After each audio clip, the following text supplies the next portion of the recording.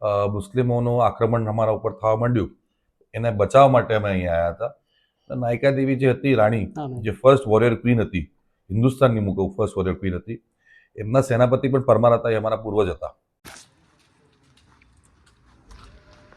નમસ્કાર, ભાટિયાના વડાગા દેવરાજ ભાટિયા. મિત્રો, આવ્યું છું દાંતામાં અને દાંતા સ્ટેટના જે રાજવી છે રિદ્ધિરાજસિંહ, એમના મહેલમાં આવ્યું છું. તો આજે આપણે મુલાકાત કરીશું દાંતા સ્ટેટના જે રાજવી પરિવારના રિદ્ધિરાજસિંહની, એમના મહેલની, એમનો વૈભવ આપણે જોઈશું, દાંતા સ્ટેટનો વૈભવ જોઈશું, એમનો ઇતિહાસ જાણીશું.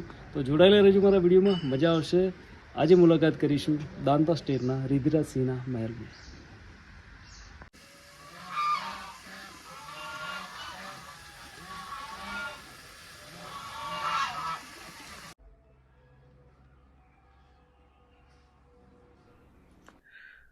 નમસ્કાર મિત્રો, સ્વાગત છે.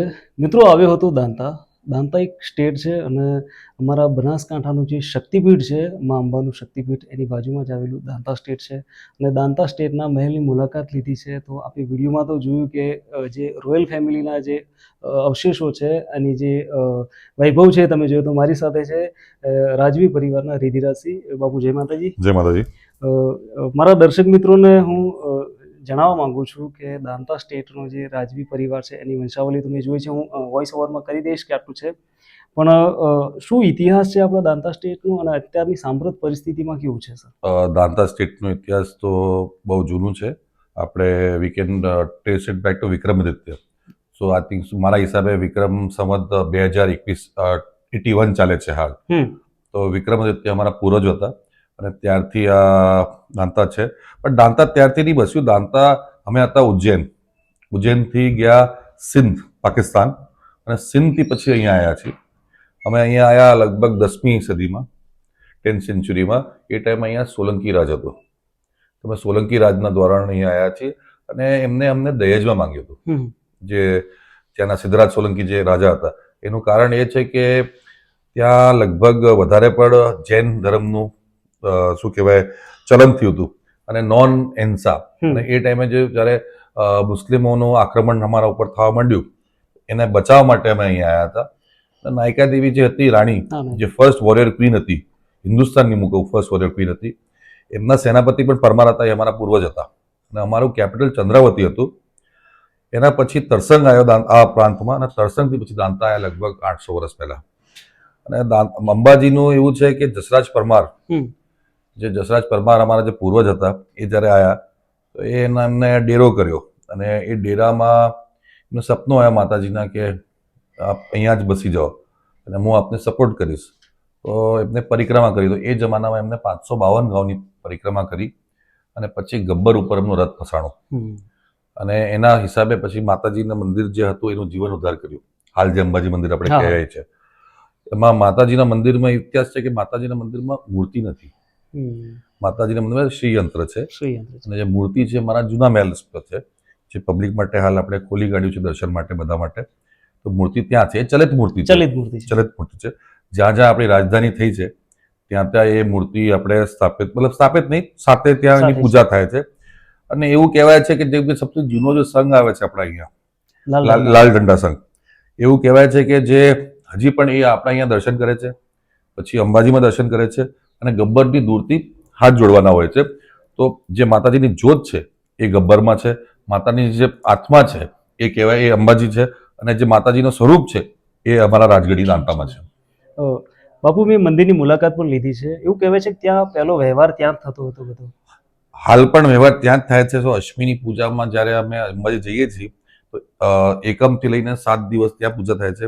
ત્યાં માતાજીની ગદ્દી લાગે છે, માતાજીને આપણે બેસાડીએ છીએ ત્યાં, અને એના પછી એમની સેવા કરવા પછી આપણે આગળ જઈએ છીએ અને એના પછી અશ્વિનો હવન કરીએ છીએ અને માતાજીની સેવા કરીએ છીએ. દાંતાના રાણાનો રોલ એ છે કે દાંતાના રાણા બેસિકલી અંબાજીના સેવક. તો એ જ મેઇન વસ્તુ છે. રાજા તો માં છે, અમે સેવક તરીકે અહીંયા છીએ અને 900 વર્ષ ત્યાં કરતા આવ્યા છીએ. તો રાજા તો માં છે અને રાણા તો સેવક છે. ખૂબ દરિયાદિલી કહેવાય અને બહુ મજા આવી. જે ઇતિહાસ છે, ઇતિહાસ મેં પણ પહેલી વાર જ કદાચ આ મહેલમાં પગ મેલ્યો છે સાહેબ, અને બહુ મજા આવી. અને દર્શક મિત્રોને પણ ખબર પડશે કે આપણા બનાસકાંઠાના ભવ્ય ઇતિહાસ છે, રાજવી પરિવારનો ભવ્ય ઇતિહાસ છે. જય માતાજી બાપુ. જય માતાજી. મિત્રો દાંતા મહેલમાં આવ્યો છું, રિધિરાજસિંહના મહેલમાં, અને તમે જોઈ શકો છો કે અહીંયા રોયલ ફેમિલીનું જે વૈભવ છે એવું કહેવાય કે જૂના જમાનામાં જે શિકાર કરતા ને એને દિવાલો પર રાખતા. તો આ જે છે ઓરિજિનલ વાઘ છે, આ ઓરિજિનલ દીપડો છે, આ ઓરિજિનલ રીંછ છે. અમારી સાથે જ હું પેલું બતાવીશ કે કેટલો વૈભવ છે. બધું રોયલ છે, એકદમ રોયલ છે. આ વાઘ છે, લાઇબ્રેરી છે, બધું એન્ટિક છે, બધું જ એન્ટિક છે. અહીંયા તમે જોઈ શકો છો કે ઘણા બધા રાજવી પરિવારના જે લોકો છે એ બધા છે અહીંયા. સાથે સાથે આ જોઈ શકો છો કે પાડો છે, બરાબર છે, કેટલો મોટો નથી દાણો શિકાર થયેલો છે. અને આ છે વંશાવલી છે આખી, આખી એમની જે વંશાવલી છે રાજવી પરિવારની આખી વંશાવલી છે. તમે જોઈ શકો છો કે અહીંયા જગતસિંહજી અને હેમંતસિંહજી અને છેલ્લે છે રિધિરાજસિંહજી. આમાં તમને આખી વંશાવળી મળી જશે. જેમ કે આપણે જે જેટલી દાંતામાં પેઢીઓ હતી જે ખાલી એકથી જ છે, બધું નથી, મતલબ જે ઉજ્જૈનથી આવ્યા કે આગળથી આવ્યા એ નથી, પણ ખાલી વંશાવળી જ છે આખી. દાંતાના રાજા, તો દાંતામાં રાજામાં તે નંબર વાઇઝ આપણે કરેલું છે. મારું નામ છે રિધિરાજસિંહ લાસ્ટ લખેલું છે. મારા ફાધરનું નામ છે ને લગભગ 40 પેઢી 40 પેઢીના ઉપરનું છે બધું. યસ, એમાં આપણે લઈ લીધું કે વાંધો હવે ના. આ બધા ફોટા આપણે બધા જૂના શિકારના બધું છે યાર, એ બધું ભવાનીસિંહજી હતા ને એ આપણે અંદર પેઇન્ટિંગ લાગેલી જ છે. મિત્રો આવ્યો છું મહેલના અંદરના ભાગમાં. આપ જોઈ શકો છો કે જે રોયલ વૈભવ છે અહીંયા, જે સોફા છે, સાથે સાથે પેઇન્ટિંગ્સ છે, જૂની જૂની જૂના જૂના ચિત્રો છે, મૂર્તિઓ છે. અને આ તમે જોઈ શકો છો કે આ વાઘ ઓરિજિનલ વાઘ છે. એક સમયે જ્યારે શિકાર કરીને વાઘને મસાલો ભરીને રાખવામાં આવતો, ઓરિજિનલ વાઘને હું પણ પહેલી વાર ટચ કરું છું. અને ગજબ છે જે શિકાર કરીને લગાવેલા બધા વાઘ છે. જે તમને રોયલ ફેમિલી હોય છે કે રોયલ જે મહેલો હોય છે એમાં બધું જોવા મળે છે. તો આપણા બનાસકાંઠાના દાંતાના મહેલમાં, રિધિરાજસિંહના મહેલમાં આ બધું તમને જોવા મળે છે. થેન્ક યુ સો મચ બાપુ કે અમને પરમિશન આપી કે આવો અને તમે શૂટ કરી શકો છો.